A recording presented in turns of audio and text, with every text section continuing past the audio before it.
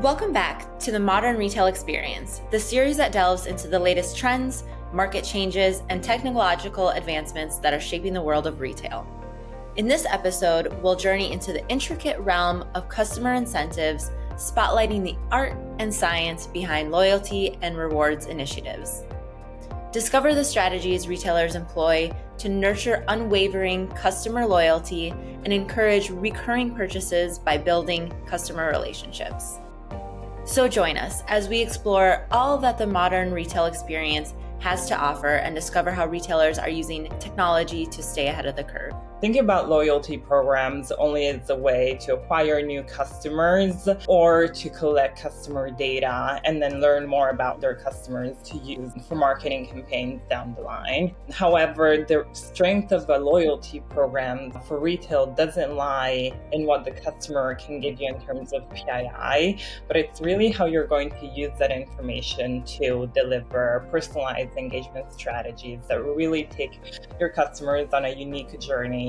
What we're seeing some of the key benefits are first of all, attitudinal and behavioral loyalty itself. So attitudinal, it's enhanced attitudes, greater liking, both of the loyalty program as well as the underlying retailer, but also behavioral loyalty. So that would be a repeat purchase. It's kind of the big one when we think about behavioral loyalty. We're also talking and seeing this benefit of actually enhanced financial outcomes, right? So not just attitudinal kind of outcomes, but also financial performance, and especially this notion of what we call customer lifetime value. So if you look at a bit on the long term, how much is the customer going to bring you kind of their whole lifespan? So they're going to, again, revisit you. They're going to be quite loyal to you. So what we have found is if you want to personalize or tailor offers, they need to be segmented. They need to be tailored and segmented to different groups and different customer bases. So you may have one customer base that comes in once or twice a week, another one that comes in once or twice a month,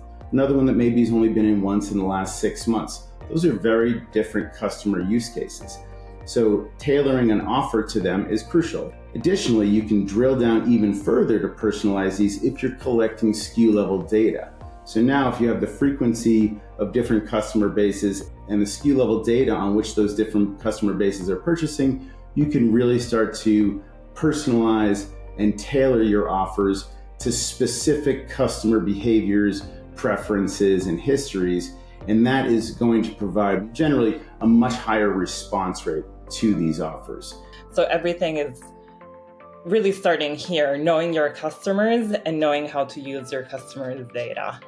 Over the years, I've seen countless brands miss the mark, and this is really from my personal experience, sending me communications that were simply unrelated to my purchasing history or to my very own interests that I took the time to fill out when creating an account, right?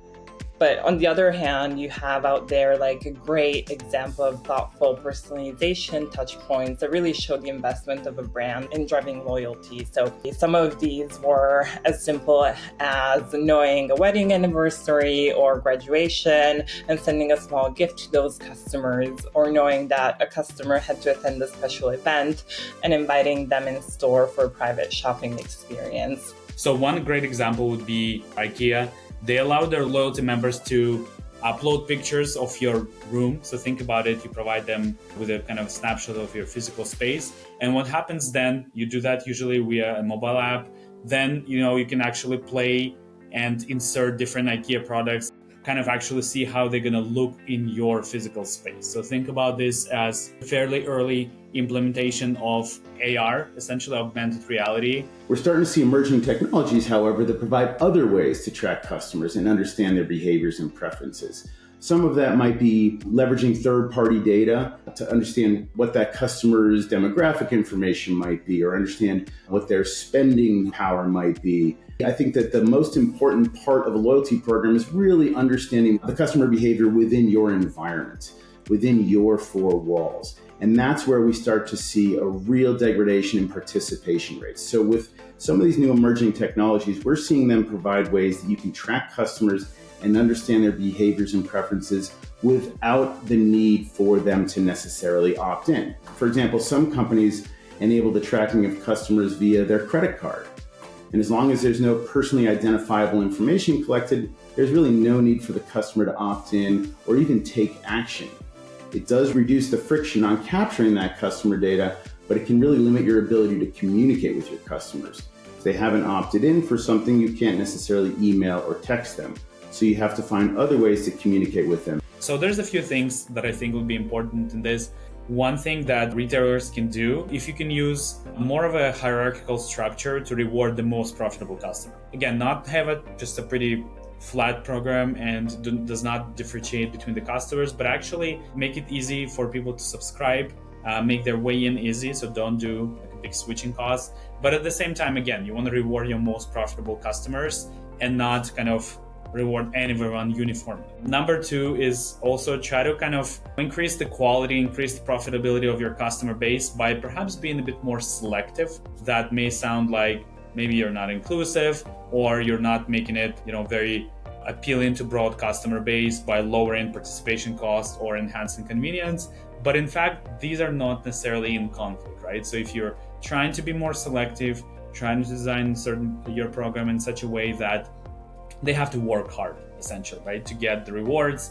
In our next episode, as part of the Data Driver series, we'll delve into the intricate realm of supply chain management and its impact on the customer experience. To learn more about the Retail Cloud Alliance, don't forget to click the link below and subscribe to our channel so you're first in line to watch the latest episodes.